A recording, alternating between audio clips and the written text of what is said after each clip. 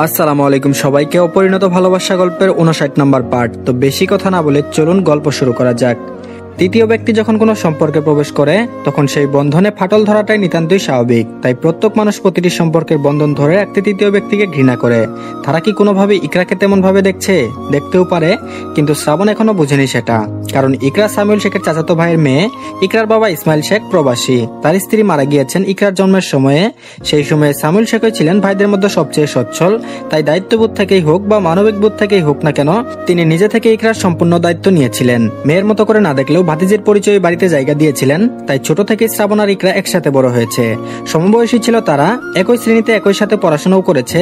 ইকরার এখনো মনে পড়ে ছোটবেলায় গুটি গুটি পায়ে সে আর শ্রাবণ একসাথে হাত ধরে স্কুলে গিয়েছে, খেলাধুলা করেছে, হাওয়াই মিঠাই খেয়েছে, কত স্মৃতি জমিয়েছে তারা একসাথে। কিন্তু বড় হওয়ার সাথে সাথে সময় আর সম্পর্ক বদলাই। দুজনে যখন প্রাইমারি স্কুলে পড়াশোনা শেষ করে 5 পাস করলো, তখন শ্রাবণ বয়েজ স্কুলে ভর্তি হয়ে যায় আর ইকরাকে গার্লস স্কুলে ভর্তি করে দেয় সামিউল শেখ। যদিও একই কোচিং এ পড়তো তারা, এভাবে পুরো 10 বছরের স্কুল জীবনটা তারা একসাথেই কাটিয়ে দিয়েছে বলা যায়। এমনকি বিদেশেও পাড়ি দিয়েছিল একসাথে, কিন্তু দেশ ছিল আলাদা, তাই ব্যস্ততায় যোগাযোগ হয়নি অনেকদিন। তবে হ্যাঁ, নারীর সবচেয়ে বড় দুর্বলতা হলো ভালোবাসা এবং যত্ন। ছোট থেকেই শ্রাবণ ইকরার প্রতি একটা ভালো মনোভাব পোষণ করত। ইকরার প্রতি যত্নশীল ছিল সে। একসাথে স্কুলে যাওয়ার সময় ইকরা যতবার হুঁচট খেত ততবার ধমক দিয়ে হাত চেপে ধরতো শ্রাবণ। শ্রাবণ হয়তো বোনের চোখে দেখেছে ইকরাকে, প্রথম থেকেই দেখেছে, কিন্তু ওই যে ইকরার ক্ষেত্রে মেয়েলি সূত্রটা কেটে গেছে। যত্নে গলে গিয়ে সময় মন দিয়ে বসেছিল শ্রাবণকে। মনটা যখন একটু একটু করে বড় হতে থাকলো, ক্লাস 8 এর দিকে ইকরা শ্রাবণকে পছন্দ করে ফেললো। মনে মনে যে কত কিছু ভেবেছে শ্রাবণকে নিয়ে, কল্পনার জগতে যে কত আঁকিবুকি করেছে তা তো আর কেউ জানে না। ইকরা ভেবেছিল, এমনকি এই বাড়িতে পা রাখার আগ মুহূর্ত পর্যন্ত ভেবেছিল যে শ্রাবণ হয়তো তার প্রতি দুর্বল, হয়তো কোনো একদিন নিশ্চয়ই মনের কথা বলবে, একে অপরকে কনফারেন্স করবে। কিন্তু ধারণা কি ভুল? সে কি তাহলে মরিচিকার পেছনে ছুটেছে?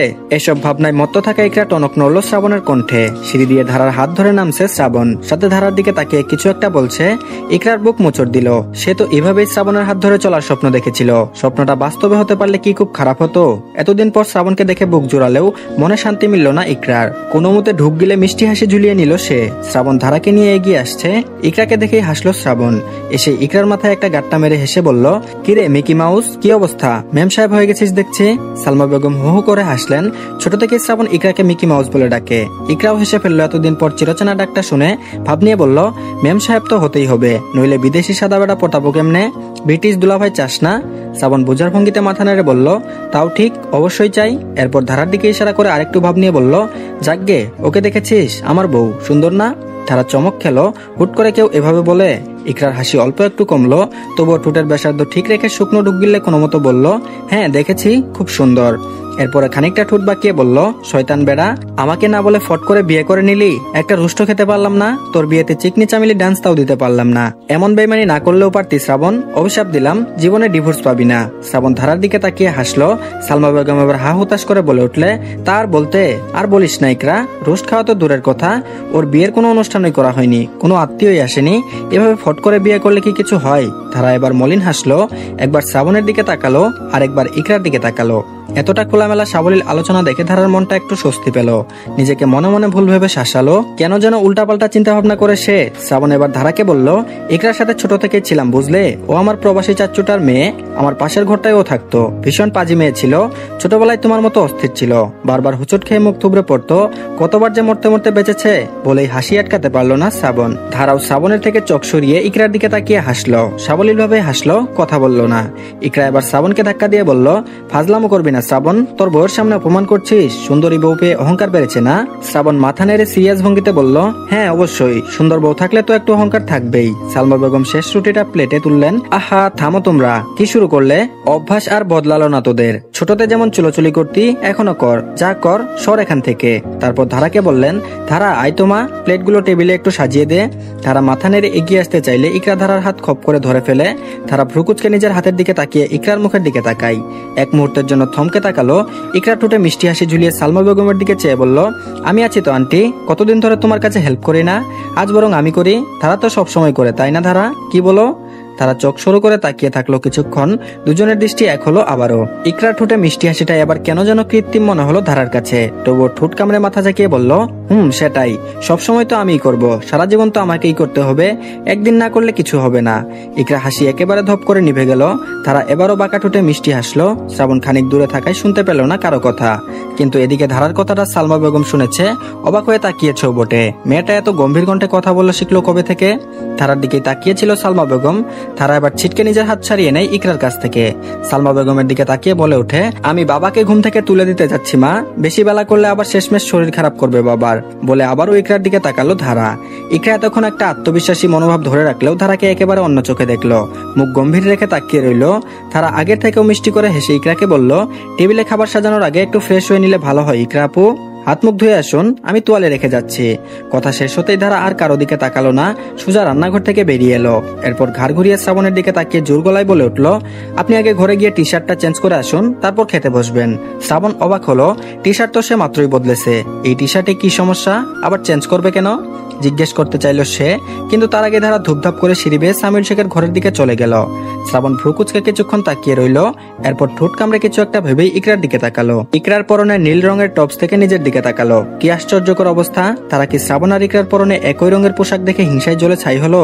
শ্রাবণ প্রথমে ভাবলো তার সরল বউকে দিয়ে জেলাসি সম্ভব না, কিন্তু এর আগেও তো এমন হয়েছে, এবারেও কি বউ রেগে গেল?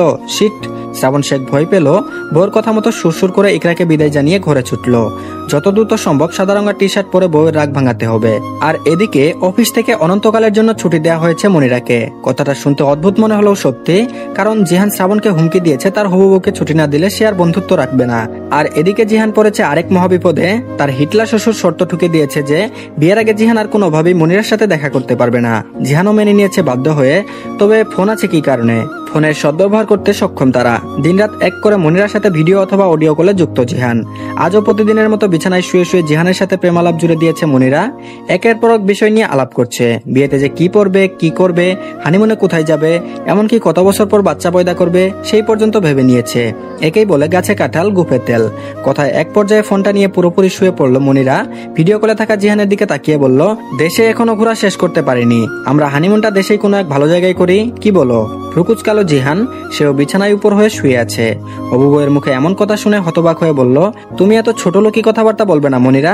তোমার বাপের কাছ থেকে 1000 টাকা নিয়ে চলে আসো, সাজেক থেকে ঘুরে আসি। মনিরা মুখ ভেঙচিয়ে টেনে টেনে বলল, আসছে আমার লাট সাহেব, সাজেক যাবে, তাও আবার 10,000 টাকা দিয়ে, খুব ভালো। বসে বসে স্বপ্ন দেখো তুমি, ভাওতাবাজি করার জায়গা পাও না তাই না?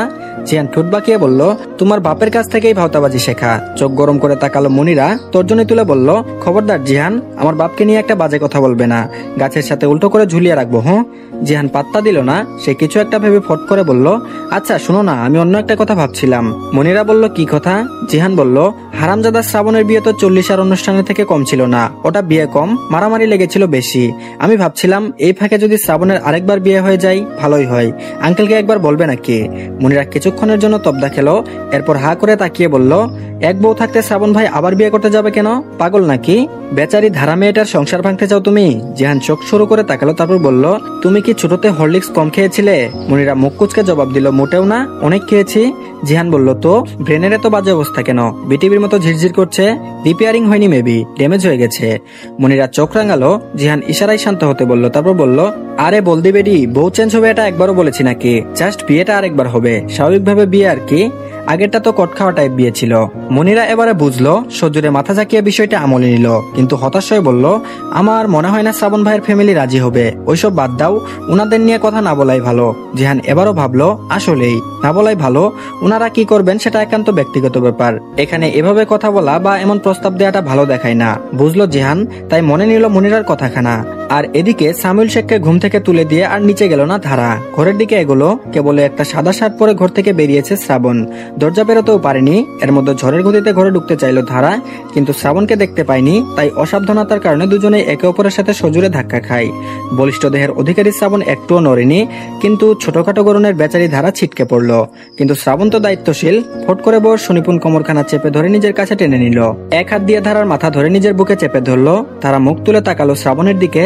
শ্রাবণও কাতর চোখে তাকালো, বোঝাতে চাইলো তোমায় হুচুট খাওয়া থেকে বাঁচিয়েছি, এবারে ক্ষমা দাও, কিন্তু হলো না। তাই শ্রাবণও ঠোঁট চেপে কাতর নয়নে তাকিয়ে রইল বউয়ের দিকে। কিন্তু আজ কেন যেন দৃষ্টিটা ভিন্নভাবে মিলিত হলো।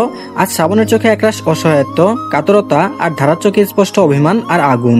শ্রাবণ তবুও ছাড়লো না ধারাকে, কোনো মতে বলল, একটু হলেই পড়ে যেতে, আস্তে ধীরে চলো, অত তড়িঘড়ি করে কোথায় যাচ্ছ? তারা নিজেকে ছাড়িয়ে নিয়ে সরে আসলো, কোনো জবাব না দিয়ে ঘরে ঢুকে পড়লো। শ্রাবণ অস্থির হয়ে নিল, তারপর বলল, দেখো ধারা, আমি সাদা টি শার্ট পরেছি, কেমন লাগছে? এটা নতুন। ধারা বিছানা বালিশ হাতে নিয়ে ঝাড়তে থাকলো, কোনো দিকে না তাকিয়েই বলে উঠলো, আপনার টি শার্ট, যা খুশি তাই পরুন, আমি আর কি বলবো। শ্রাবণ দীর্ঘশ্বাস ফেললো, এগিয়ে গিয়ে ধারার পাশে দাঁড়িয়ে বলল, রাগ করেছো কেন? কি হয়েছে তোমার? ধারা পুরোপুরি চেতে গেল, চুরগোলাতেই বলল, আশ্চর্য, কি হবে আমার? কিছুই তো হওয়ার কথা না, বারবার এক কথা কেন বলছেন? আমি কি বলেছি একবারও যে কিছু হয়েছে? ধারার এমন বকবকানি দেখে শ্রাবণ এবার ফট করে মেয়েটাকে নিজের কাছে টেনে নিল, আগের থেকেও বেশি শক্ত করে ধারার চলন্ত ঠোঁট দুটোই আঙুল রেখে মিষ্টি হেসে বলল, হুস, হয়েছে হয়েছে, এমন অস্থির হলে চলে ম্যাডাম? আপনি কি জানেন তো কিছু একটা পড়ছে? আমি সকাল থেকে পুরা গন্ধ পাচ্ছি। ধারা ভ্রু কুচকাল, তারপর বলল, মানে? শ্রাবণ আর জ্বালাতে চাইল না মেয়েটাকে, কপালে আঙুল বলিয়ে দিয়ে বলে উঠল, তুমি নিজের উপলব্ধি করো তো বউ, কেন এমন করছো? তারা নিজে জানে না যে কেন এমন করছে, সে নিজেও চিন্তিত হলো। কেন সে এমন করছে? কিছুই তো হয়নি। কারণ খুঁজতে গিয়ে ধারা আবিষ্কার করলো যে ইকরাকে তার কোনো মতেই পছন্দ হচ্ছে না। কেন যে ভালো লাগছে না? কেন? শ্রাবণ তো বলছেই ছোটবেলার বন্ধু, তার সামনেই তো কথা বললো, তবে এমন অদ্ভুত আচরণ কেন করছে? প্রশ্নটা নিজেই করলো ধারা, সাথে সাথে মিলিয়ে গেল। আসলে বাচ্চা মেয়ের জন্য সে এতক্ষণ অনেক দূর পর্যন্ত কোনো রকম কারণ ছাড়াই ভেবেছে। বিষয়টা উপলব্ধি হতেই শান্ত হলো ধারা, কোনো মতে চোখ তুলে তাকালো শ্রাবণের দিকে, বাচ্চাদের মতো মুখ করে জিজ্ঞেস করলো, ইকরা আপু আপনাকে ভাইয়া বলে না কেন? শ্রাবণ ঠোঁট কামড়ে হেসে ফট করে বলল, কারণ আমরা সমবয়সী, একই ক্লাসে পড়েছি। তারা ঠোঁট উল্টিয়ে মাথা নাড়ালো, এমনিতে তো অন্য কিছু বলার চেষ্টা করছে, কিন্তু পারছে না। শেষমেশ বলেই বসলো ধারা। শ্রাবণের দিকে তাকিয়ে বলল, ইকরা আপু ভীষণ ফর্সা আর সুন্দর, উনি এত ফর্সা কেন, বিদেশিদের মতো? বলতে বলতে নিজের হাতের দিকে তাকালো ধারা। শ্রাবণ চোখ বড় বড় করে তাকালো, কি সর্বনাশ, তার বউ ভেবেছে সাদা চামড়া দেখে শ্রাবণ সে খোঁচট খাবে। শ্রাবণ এবার হাসি আটকাতে পারলো না, হু হু করে হেসে জড়িয়ে ধরলো ধারাকে। ধারার মাথায় আদুরে হাত বুলিয়ে দিয়ে কানে একটা ছোট চুমুখে মিনমিন করে বলল, কবে বড় হবেন ম্যাডাম? কবে বুঝবেন আমার অস্থিরতা? কবে উপলব্ধি করবেন যে আমি আপনাকে ছাড়া কিছুই বুঝি না? কবে উপলব্ধি করবেন যে আমি আপনাকে ছাড়া একদম নিঃস্ব? এই আপনি আমায় জাদু করে বশ করেছেন, এখন যে বিশ্ব সুন্দরীরাও আপনার কাছে তুচ্ছ মনে হয়, দোষ তো আপনারই, নিজের চোখের মায়া আমায় আবদ্ধ করে ফেলেছেন। এখন যে এই শিকল ছাড়া কোনোভাবেই সম্ভব না। তো ধন্যবাদ সবাইকে, আজকের পার্টটি এই পর্যন্তই। পরবর্তী পার্টটির লিঙ্ক কমেন্ট বক্সে দিয়ে দেওয়া হচ্ছে, আপলোড হলেই দেখে নিতে পারবেন। তো সবাই প্লিজ আমাদের চ্যানেলটিকে সাবস্ক্রাইব করে রাখুন। আল্লাহ হাফেজ।